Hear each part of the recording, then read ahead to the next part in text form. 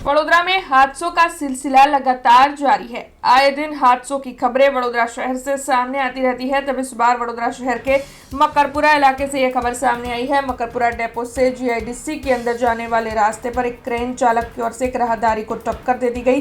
तब राहदारी की मौके पर ही मौत हो गई। आसपास के लोग वहां पर जमा हो गए। तुरंत ही पुलिस को इत्तला दी गई। पुलिस मौके पर पहुंची।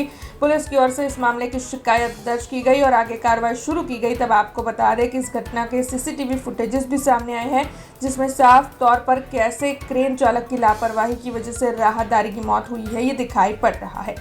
रोड पर दबाण હોય તો માણસ ચાલતું ગયા આ દબાણના લીધે પ્રોબ્લેમ થાય છે બધો જીઆઈડીસીના જે કાર્યક્રમ મેન માણસો છે જે બીસીસીઆઈના એ લોકો થોડું ધ્યાન રાખવું જોઈએ કે ભાઈ સૌથી પહેલાં રસ્તો પહોળો કરો।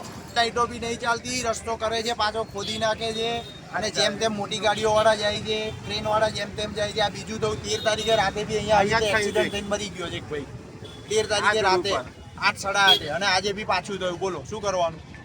સરકાર લેશે જવાબદારી?